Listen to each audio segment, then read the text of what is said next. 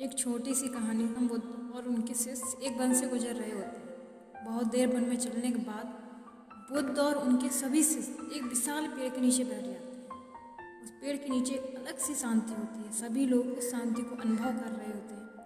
कोई भी एक शब्द नहीं बोलता। गौतम बुद्ध का एक शिष्य उठता है और बुद्ध से पूछता है। कुछ समय बीतने के बाद बुद्ध से पूछता है, बुद्ध, मैं आपसे एक प्रश्न पूछना चाहता हूँ। बुद्ध कहते हैं, पूछो, क्या प्रश्न है तुम्हारा? वह बुद्ध का शिष्य बुद्ध से पूछता है, बुद्ध, मैंने कभी भी आपको दुखी नहीं देखा। आपके चेहरे पर हर समय ही अलग ही मुस्कुराहट रहती है, हमें भीतर तक आनंद से भर देती है। आपके चेहरे पर अलग सी चमक है जो हमें दुख से कोसों दूर करती है। पर मैं यह जानना चाहता हूँ कि मेरे भिक्षु बनने से पहले मेरे जीवन में बहुत सारा दुख था, जिसके कारण मैं भिक्षु बन गया। पर मैं अब तक नहीं जान पाया कि दुख है क्या। क्या आप मुझे बता सकते हैं कि वास्तव में दुख है क्या? बुद्ध मुस्कुराते हैं और अपने भिक्षु से कहते हैं, दुख एक विचार से ज़्यादा कुछ नहीं है। सभी लोग सुनकर चौंकते हैं और बुद्ध से पूछते हैं, परंतु बुद्ध, विचार तो आते हैं और चले जाते हैं, पर दुख एक बार आ जाता है तो जाने का नाम ही नहीं लेता। बुद्ध कहते हैं, मैं तुम्हें एक छोटी सी घटना बताता हूँ। एक नगर में एक धनी सेठ रहता है। उसके पास एक वफादार नौकर होता है।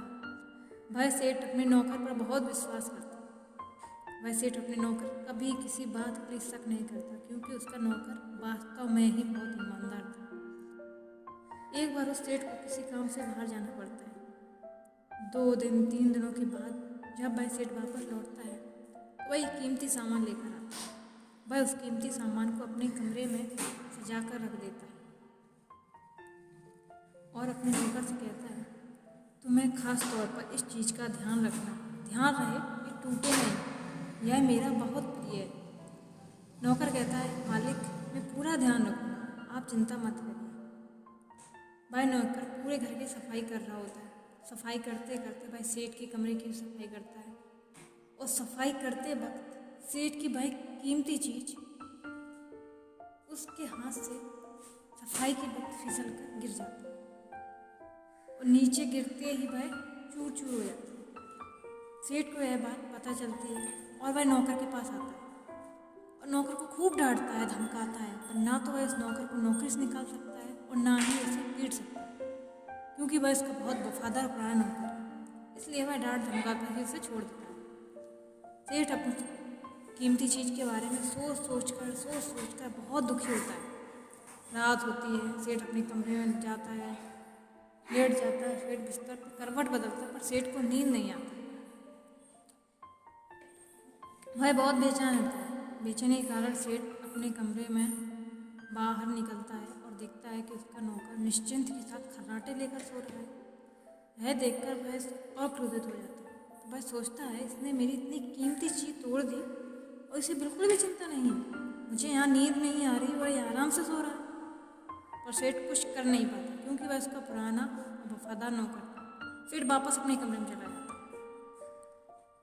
अगले दिन सुबह सेठ सोचता है कि मैं इस समस्या से कैसे निकलूं।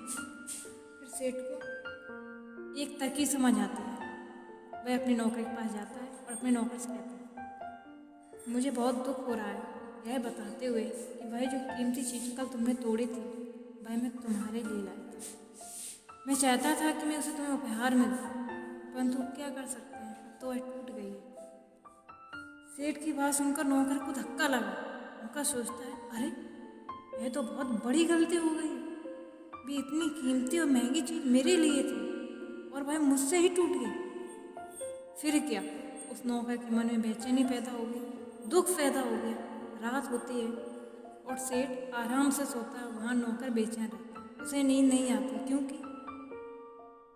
क्योंकि वह उस चीज़ के बारे में सोचता है। अब वह चीज़ नौकर को लगता है कि ये चीज़ तो मेरे लिए थी,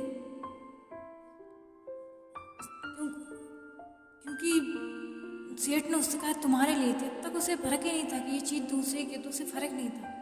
लेकिन जब उसने उस चीज़ को अपने से जोड़ लिया तो वह दुखी होने लगा उस चीज़ पर कि काश अगर ये चीज़ मुझसे ना टूटती तो वह आज मेरी होती।